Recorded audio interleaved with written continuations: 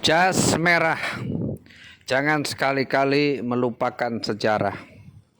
Peristiwa 10 November tidak terlepas dari resolusi jihad yang dikumandangkan oleh Kiai Haji Hasyim Asy'ari. Resolusi jihad tidak terlepas dari perjuangan para kiai dan santri. Ketika pada awal Oktober, 3 bulan setelah Indonesia merdeka, Belanda membonceng sekutu, kembali ingin menguasai Indonesia, ingin menjajah kita kembali dengan mendarat di Jakarta, di Semarang dan Surabaya.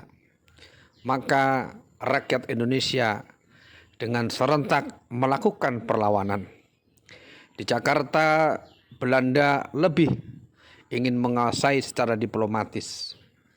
Di Semarang sampai akhirnya terjadi pertempuran 5 hari di Semarang. Di Surabaya sampai akhirnya terjadi perang yang namanya peristiwa 10 November. Ketika Inggris dan Belanda mengancam agar warga Surabaya dengan radius 49 km menyerahkan semua senjata-senjata yang ada, dan mereka berjanji akan mensejahterakan rakyat Indonesia, tetapi kita tidak percaya begitu saja.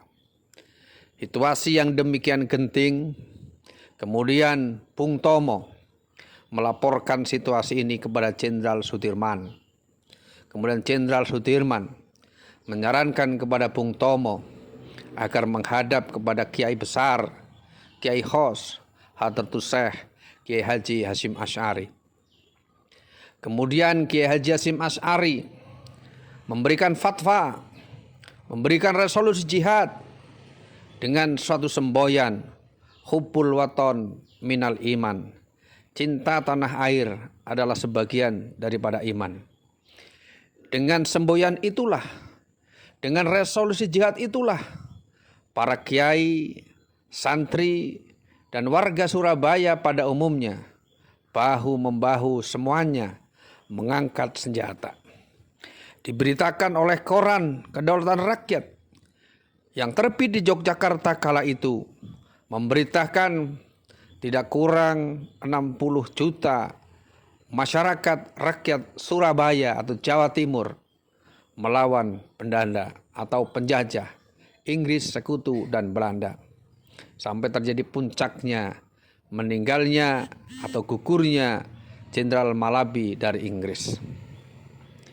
Kemudian setelah mendengar laporan dari Bung Tomo dan beberapa laskar-laskar yang ada, dengan melihat situasi yang demikian, maka disampaikanlah, difatwakanlah resolusi jihad oleh Kiai Haji Hasyim Asy'ari, di mana kemudian peristiwa resolusi jihad yang dikeluarkan pada tanggal 22 Oktober diabadikan sebagai Hari Santri, dan peristiwa 10 November diabadikan sebagai Hari Pahlawan.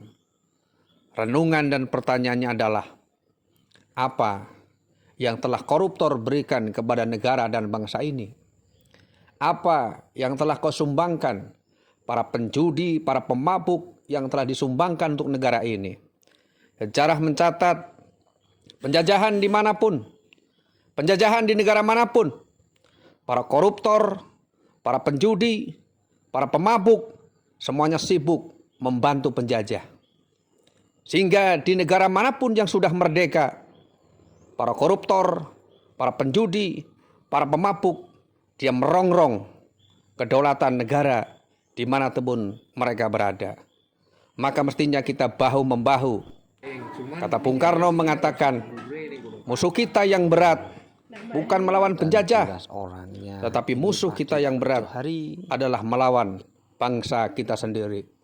Melawan saudara kita yang korupsi, melawan saudara kita yang penjudi, melawan saudara kita yang mabuk-mabukan, dan lain sebagainya. Mudah-mudahan peristiwa 10 November ini menjadi cambuk bagi kita semua untuk bahu-membahu, bersama-sama bahu-membahu membangun negara kesatuan Republik Indonesia.